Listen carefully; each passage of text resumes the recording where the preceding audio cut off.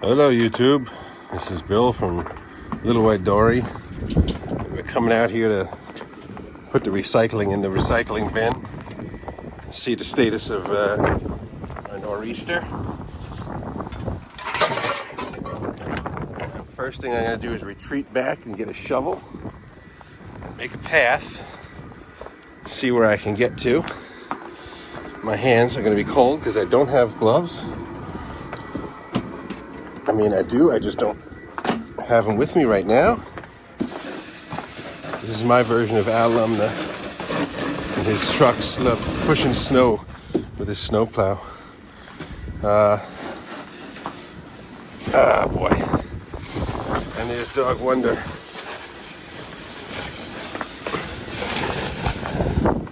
This is too much for this plow.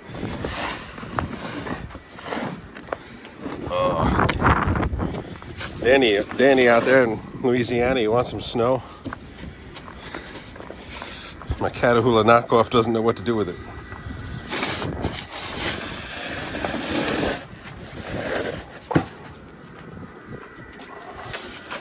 Gonna clear a little bit here, and then I'll get off camera. I mean, I'll stop shoveling. I'm just kind of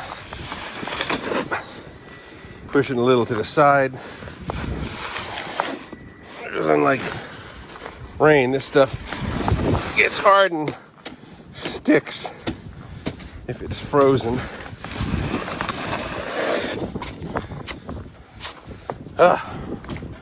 Progress.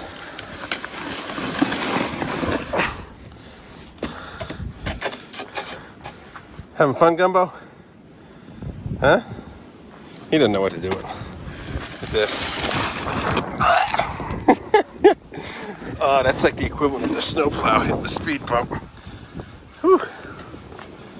Just trying to get a path of some sort. You know what? I think I'm going to try this.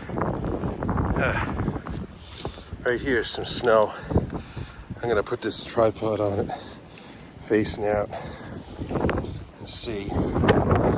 Yeah, there we go. All right, let's see. 2 hands.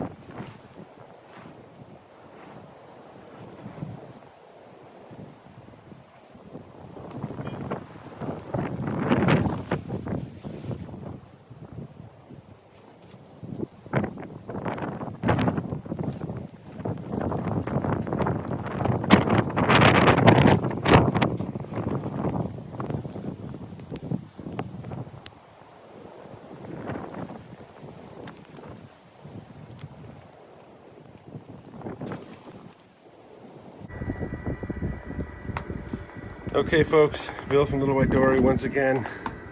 We filmed some footage of me shoveling. I don't know how much is going to come out. I'm going to go look at it and edit it. But right now I'm just looking at what's going on in the backyard. There's a little birdie that's thinking, man, it's going to be hard to find food today. You know? And then I got Dog Wonder over here sniffing, thinking, what is this white stuff? You know? He's kind of digging it. He's enjoying it. He's eating a ton of it. He's probably going to pee his brains out later. There'll be plenty of yellow snow around here soon enough. Hope he knows not to eat it. So I figured I'd come out and show you what I'm doing on a snowy day. And that's, I have my old smoke, the old cook shack out here. We set this up last night at 9 o'clock at night. It's now 10:30 the next morning. And I have in here cooking one big, well, not too big, probably 8-pound pork butt, but I had 2 of them. It was a total of about 12 pounds. And so I don't know if it was a mistake or not. There was Costco had, the cryovacs of Boston. I'm going to call it a Boston butt, but they called it just pork shoulder roast, and it happened to be boneless. So with the thought that it was boneless, I figured, all right, I'll try it. What the hell? It turns out it was like 2 roasts and the bones were removed, not one big one. So the smaller one has been taken out. It's done. It's in the next phase, which is wrapped in aluminum and stuffed into a cooler to sit and just gel for a couple more hours and cool down. And I'm going to show you what this one looks like inside. So before I lose everybody's attention, I'll just do that. And once the steam clears, you'll see that there is a nice big button there. I did have to wrap it because it's been deboned, but man, it's looking awesome.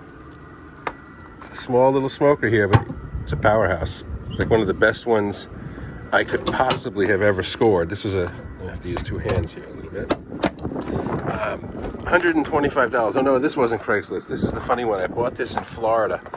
I was visiting my folks at their condo, and someone in the condo newspaper showed it up for sale. I was leaving that day, so I ran over, looked at it, and said, oh my God, it's like brand new. $125 I think I paid. I thought it was going to be a no-brainer to get it shipped back to New York, but the shipping would have been like $300 to go to the UPS store. So I waited like 2 years until I found a courier that was willing to take it from Florida to New York. Now I got to go find Dog Wonder here because he's finding my chickens. They're in the coop and they can't get out, but he's not supposed to be back there because of the gate that, as you can see right here, is closed or open. Gumbo, hey, Gumbo, Gumbo. It's coming down. I just shoveled this a few minutes ago and it's back to another inch. Hey, what are you doing in here? You get over there. Yeah, you know you're not supposed to be in here. Let's see if I can see in here. I can't. Yeah, that's focusing sort of. I'll open the door. I don't want them to come out, but you can see that when we have a nor'easter, this is the east side, or actually east is kind of that way. Northeast is that way. Maybe east is a little further. So in the morning, the sun comes in here, normally warms them up. But when we have nor'easters, hey, I told you to get out of here. Go, get. Yeah, you go. That's it. Go. He's normally not allowed in here, so he knows he's guilty. But I'm not being super strict at the moment. Hey, you. He wants to see what's in there bad. I can't chance that he'll go in there. Gumbo, get out of here. I'm gonna close him out for a bit. I need to close this anyway, eventually. I'll have to keep it so that it can open and close. But for now, you hear the crunch. That's how you know it's a cold snow. When the snow makes noise, it's a cold snow. And what that means is we've had temperatures well below freezing now for a while. So the ground is frozen. And the snow that's falling on it, even though it's not that cold right now, it's only about 30. Let's get in here. Oh, it's nice in here. Whee, a little aromatic in here today. So inside here, this is a wooden frame with hardware cloth stretched pretty much around it. You can see it up on top going across, and it makes what I call my cage. Hardware cloth all the way around. There's hardware cloth across the screen of the front door here, but it's still hardware cloth. Ladies, you're so noisy today. I picked up a flock block, let me zoom in, and that's just a big molasses and seed kind of concoction that they can peck at, and it takes them a couple of weeks to finish it. But this fall, we did put some polycarbonate panels out here to block the wind. This little corner here is open, and you can see there's snow coming in, no doubt. But that much snow doesn't really have any issue. But it is definitely without a breeze in here hardly at all. I mean, there's plenty of fresh air moving, I feel it. But it's not bad.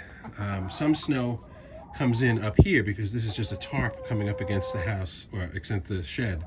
So you'll see it kind of falls right there. Builds up on that. They don't like it when they come out over here. They see that when it's all full of snow. But they can get underneath here. You can see there's a little opening again over there. It's open so you can breathe. The polycarbonate, oops, there it is. The polycarbonate ends here. This section here is open. But there's a fence on the other side, so it's not, it really doesn't have a lot of wind. More food here. There's hardware cloth all the way across to here, It's stapled to the side. Is that in Polish? You think I don't understand you? So, hardwood cloth lining the bottom here, coming down, and then ultimately goes down to there's a sand bottom over there, and straw over the top. The straw I put in, and I'll take that out in the spring sometime. They won't need it in the summer. It'll be just a sand pit, basically. This melts. This gets kind of packed down a little bit here. We turn this. We're doing a little something different, which is to add Tractor Supply wood chips at $5 a bucket bale. But you can see, here's a perfect example. They don't mind digging through it. They turn it over quite a bit, and in doing so, they aerate it. It absorbs a ton of manure and urine, which is one and the same with a chicken. You can see I got my electric water heater. Hold on. Somebody's saying something. What do you got going on there, Babka? Go ahead. Say your piece. There's my two Polish hens. Babka in the front and Sandy in the back. And there's Hootie. That's, I think, Fluffy. Luna. Nubbins. Cleo. Zippy. Buffy. And back to Babka and Sandy. Alrighty, ladies. You guys, this is up here. It's just hanging there because it's got to be someplace. Actually, there's a good chance or probability that there's eggs in here, so let me go take a look. Come on, ladies, look out. I'm trying to avoid stepping on them here. Yep, there's our Hootie egg. Hootie likes to lay in there. There's this one, and I've had one that's a speckled egg that I don't know who's laying it. I'm suspicious if it's Babka. I don't know. It's a new colored egg than the past, so someone might have changed a little bit. Or it's one of the girls that just started up. Alrighty, ladies, I'm sorry you'll be in here for the day. 1, 2, 3, 4, 5, 6, 7, 8, 9. You're all here. Have fun. Keep cool. Keep hydrated. Eat the snow. Don't eat the yellow snow. So we'll come out, close this behind us, and I won't be back in there again until tomorrow. Maybe this evening if I go in to check for an egg. But otherwise, an egg in the hand is worth how many in the coop? Let's see what's under door number, well, it's 1 and 2.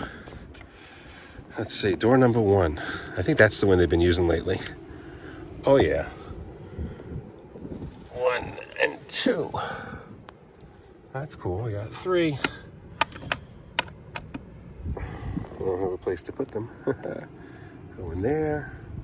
Now if Gumbo jumps on me, I have a problem. And, well, somebody was hanging in there. Let's see. Nope, I don't feel an egg. But they did kick the fake one out. That's kind of funny. All right, so 3, and maybe somebody else will give me one later today. All right, ladies and gentlemen, that's about it for here at the homestead in the snowstorm. Kind of a midwinter snowstorm chicken coop update. And, wow.